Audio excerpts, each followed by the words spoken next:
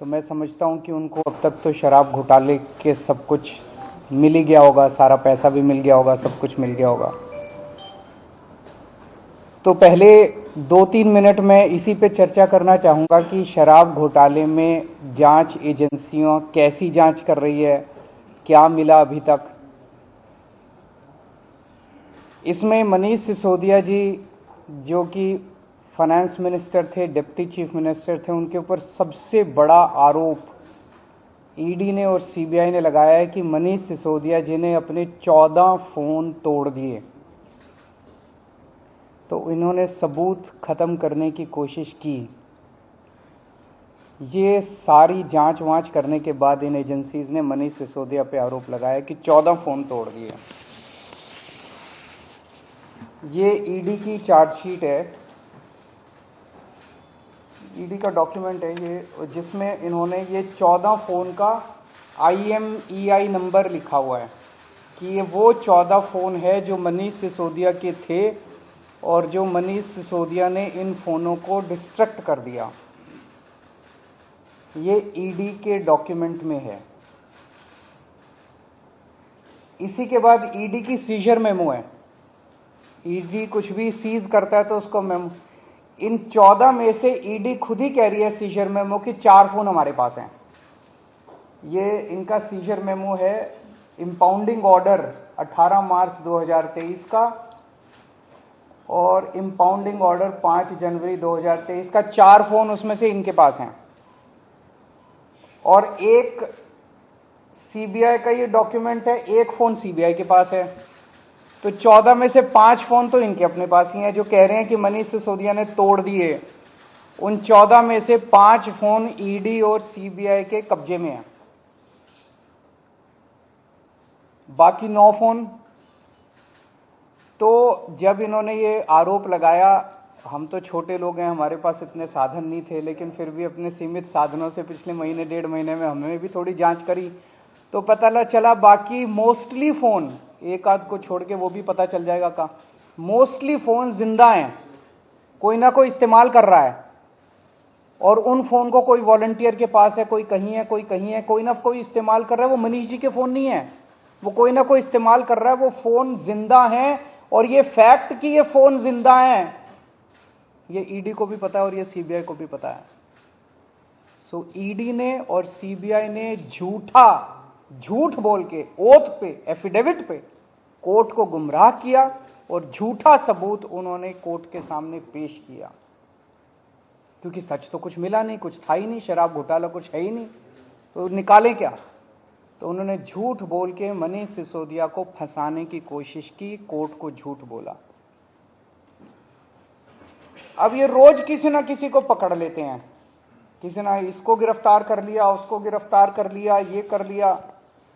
एक कोई चंदन रे, और उनको टॉर्चर कर करके, धमकियां दे दे के, मेंटली टॉर्चर करके, फिजिकली टॉर्चर करके, 3rd डिग्री करके, उनसे केजरीवाल का नाम ले लो, मनीष सिसोदिया का नाम ले लो, इनको फंसाओ, उनको किया जा रहा है। कोई चंदन रेड्डी है, हम तो जानते भी नहीं है कौन है। चंदन रेड्डी को इतना मारा, ये उसकी मेडिकल रिपोर्ट है। चंदन रेड्डी की मेडिकल रिपोर्ट में लिखा है, patient has alleged trauma to both ears and face by ED officers on 16th September 2022 and 17th September 2022। Patient ने दोनों कानों पे और फेस पे ईडी ऑफिसर्स के द्वारा पिटाई हुई 16 सितंबर और 17 सितंबर को, ऐसा कहा। पेशेंट कंप्लेनिंग ऑफ, ये है कि सुनाई नहीं दे रहा, और jaw pain on opening mouth. और इन्वेस्टिगेशन पे पता चला right ear mild to moderate mixed hearing loss, left ear severe to profound mixed hearing loss. उसके कान के पर्दे फट गए, उसको सुनाई नहीं दे रहा। ऐसा चंदन रेड्डी से ईडी क्या उगलवाने की कोशिश कर रही थी, उसको क्या कहने का दबाव डाला जा रहा था कि उसकी इतनी पिटाई करी कि उसके कान के पर्दे फट गए। उसको किस कागज पे दस्तखत करने के लिए कहा जा रहा था, और उसने झूठ बोलने से मना कर दिया तो उसकी पिटाई की उन्होंने। इसके बाद अरुण पिल्लई हैं कोई, उनको धमकियां दी गई, टॉर्चर किया गया, उन्होंने अपना बयान वापस ले लिया अगले दिन। उस दिन तो उनसे कुछ लिखवा लिया, कहीं साइन करा लिया, लेकिन उसके 2-4 दिन बाद उन्होंने कोर्ट में बयान दिया कि मुझे टॉर्चर करके बयान लिया गया। समीर महेंद्रू से टॉर्चर करके बयान लिया गया, उन्होंने अपना बयान वापस ले लिया। मनस्विनी से टॉर्चर करके बयान लिया गया, उन्होंने अपना बयान वापस ले लिया। भूषण बेलगवी से टॉर्चर करके, ये 5 नाम तो मेरे पास ही हैं, पता नहीं ऐसे कितने लोग हैं जिन लोगों को टॉर्चर कर करके बयान लिए गए। ये हो क्या रहा है? एक के बाद एक, एक के बाद एक, एक के बाद एक, जितने लोगों को ये बुला रहे हैं सबको मारते हैं, पीटते हैं, टॉर्चर करते हैं। एक ऐसा व्यक्ति है जिसे एक कमरे में उस व्यक्ति को बिठा रखा था, दूसरे कमरे में उसकी वाइफ को और उसके पिताजी को बिठा लिया, और उसको बोलते हैं कि या तो इस कागज पे साइन कर दे, नहीं तो तेरी पत्नी को और तेरे पिताजी को भी जेल भेज रहे हैं। ये चल क्या रहा है? मैं प्रधानमंत्री जी से पूछना चाहता हूं, ये चल क्या रहा है? जहां कोई घोटाला नहीं हुआ वहां पे कोशिश की जा रही है जबरदस्ती करके, लोगों से जबरदस्ती करके, मार के, पीट के, धमकियां देके बयान लिखवाने की। एक व्यक्ति है, उससे कहा गया कि कल देखते हैं तेरी बेटी, उसकी 2 जवान बेटियां हैं, कल देखते हैं तेरी बेटी कॉलेज कैसे पहुंचती है। ये जांच चल रही है इन लोगों के।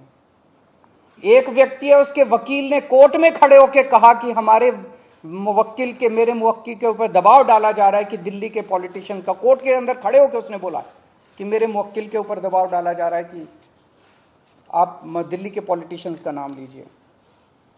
ये इनकी जांच चल रही है। इस सारी जांच करने के बाद, 1 साल जांच करने के बाद, ये आरोप लगाते हैं कि 100 करोड़ रुपए की रिश्वत ली गई और दी गई। वो 100 करोड़ रुपया कहां है? एक नया पैसा कहां है वो 100 करोड़ रुपया? सब इतनी 400 से ज्यादा रेड हो चुकी हैं। मनीष सिसोदिया जी के घर पे रेड हो गई, इतने सारे दूसरे लोग, वो पैसा मिल है कहां? एक नया पैसा नहीं मिला 100 करोड़ रुपए का, ना कोई ज्वेलरी मिली, ना कोई मनीष जी के घर पे गद्दे भी फाड़ दिए इन्होंने, उनके गांव भी हुआ है, उनके बैंक लॉकर भी छान मारे, कुछ नहीं मिला 100 करोड़ में से। फिर आरोप लगाया कि 100 करोड़ रुपया गोवा के चुनाव में इस्तेमाल हुआ है। जी, गोवा के हमारे जितने वेंडर्स थे जिनसे हमने काम कराया था, सारे वेंडर्स पे रेड मार चुके हैं लोग। सारे वेंडर्स को इन गिरफ्तार कर करके स्टेटमेंट ले चुके, वहां कुछ नहीं मिला, सारी पेमेंट चेक से हुई है हमारी। सारा हिसाब किताब इलेक्शन कमीशन को दिया हुआ, वहां भी कुछ नहीं मिला। गोवा चुनाव के अंदर इनको धेला नहीं मिला, तो पैसा गया कहां? अगर रिश्वत ली तो पैसा गया कहां? अरे पैसा तो तब मिलेगा ना जब रिश्वत ली गई होगी और रिश्वत दी गई होगी। आज मैं इस प्रेस कॉन्फ्रेंस में कह रहा हूं कि 17 सितंबर को शाम को 7 बजे मैंने नरेंद्र मोदी को 1000 करोड़ रुपए दिए थे। कर लो गिरफ्तार उनको। ऐसे तो कोई भी इस देश में खड़ा होकर कुछ भी कह देगा।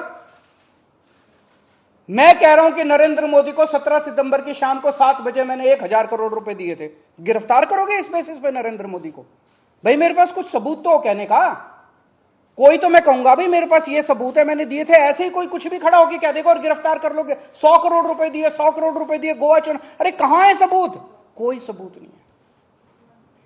ये पॉलिसी इतनी शानदार पॉलिसी थी, ट्रांसपेरेंट पॉलिसी थी, जो भ्रष्टाचार खत्म कर देती पूरे के पूरे शराब सेक्टर में। ये इस बात से साबित होता है कि ये पॉलिसी जब पंजाब में लागू की गई, पूरी कॉपी पेस्ट पॉलिसी है, जब पंजाब में लागू की गई तो इस पॉलिसी से 50% रेवेन्यू 1 साल के अंदर बढ़ गया।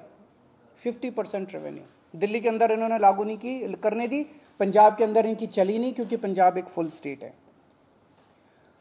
तो मैं मोदी जी को कहना चाहता हूं, मोदी जी अगर केजरीवाल भ्रष्टाचारी है तो फिर इस दुनिया के अंदर कोई ईमानदार नहीं है।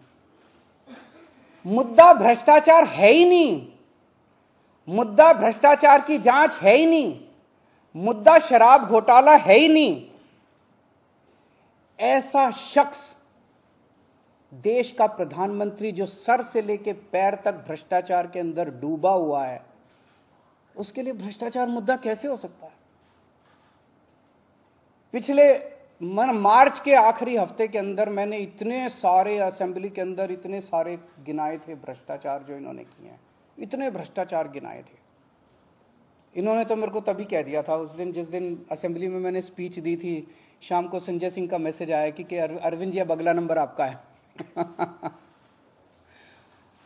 कल सत्यपाल मलिक जी ने एक इंटरव्यू दिया, मैं वो सुन रहा था। सत्यपाल मलिक जी ने कहा मोदी जी को भ्रष्टाचार से कोई परहेज नहीं है। ये मैं तो नहीं कह रहा हूं, ये तो उनके अपने गवर्नर कह रहे हैं। सत्यपाल मलिक जी कौन है? सत्यपाल मलिक जी मोदी जी के बहुत खास लोगों में गिने जाते थे। उन्हें पहले उन्होंने जम्मू कश्मीर का गवर्नर बनाया, फिर उन्हें गोवा का गवर्नर बनाया, फिर उन्हें मेघालय का गवर्नर बनाया। उन्होंने कहा कि मेरे जो इंटरेक्शन हुए मोदी जी के साथ उसमें पता चला है कि मोदी जी को भ्रष्टाचार से किसी तरह का परहेज नहीं है। उसी इंटरव्यू में उन्होंने कहा कि इन लोगों के कुछ मुख्यमंत्री हैं जो भ्रष्टाचार करते हैं, खूब पैसे इकट्ठे करते हैं, लेकिन वो सारा पैसा मुख्यमंत्री अपने पास नहीं रखते, वो पैसा ऊपर भेजते हैं और वहां से वो पैसा उनकी दोस्त की कंपनियों के अंदर इन्वेस्ट होता है। मैंने भी तो इसी तरह का कुछ कहा था अपने उसमें। तो चलो मेरी बात तो नहीं मानी, अब तो गवर्नर इनके अपने गवर्नर कह रहे हैं। तो ऐसा व्यक्ति जो इतना भ्रष्टाचार कर रहा है उसके लिए भ्रष्टाचार मुद्दा हो ही नहीं सकता। उनके लिए भ्रष्टाचार मुद्दा थोड़ी है। तो फिर ये आम आदमी पार्टी के पीछे क्यों पड़े हैं? 75 साल के भारत के इतिहास में किसी एक पार्टी को इतनी बुरी तरह से टारगेट नहीं किया गया जिस तरह से आम आदमी पार्टी को ये लोग टारगेट कर रहे हैं। नंबर 2 को गिरफ्तार कर लिया, नंबर 3 को गिरफ्तार कर लिया, और उनको गिरफ्तार करने का तो मकसद इनका यही था कि मेरी गर्दन तक पहुंचना। तो अब ये मेरे पीछे पड़े हैं, मुझ तक पहुंचने की कोशिश कर रहे हैं। किसी पार्टी को इस तरह से नहीं टारगेट किया गया जिस तरह से आम आदमी पार्टी को टारगेट किया गया। उसका एक कारण है, वो कारण है कि 75 साल के बाद आम आदमी पार्टी ने इस देश को एक ऐसी उम्मीद दी है जो कि कोई पार्टी नहीं दे पाई। गुजरात के अंदर 30 साल से बीजेपी की सरकार है, उसमें 12 साल प्रधानमंत्री मोदी जी खुद वहां पे मुख्यमंत्री रहे।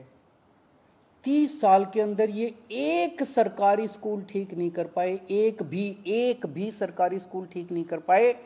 जब मोदी जी को फोटो खिंचवाने के लिए सरकारी स्कूल में जाना था तो एक टेम्पोरेरी क्लास, एक टेंट के अंदर टेम्पोरेरी क्लास बनानी पड़ी इनको फोटो खिंचवाने के लिए। फोटो खिंचवाने लायक सरकारी स्कूल भी नहीं बना पाए। और 5 साल के अंदर दिल्ली के हमने सारे सरकारी स्कूलों का कायाकल्प कर दिया। 5 साल के अंदर हमने सारे सरकारी स्कूल ठीक कर दिए।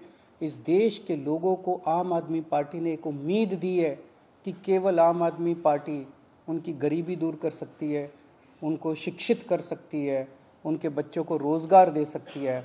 आम आदमी पार्टी ने इस देश के लोगों को उम्मीद दी है।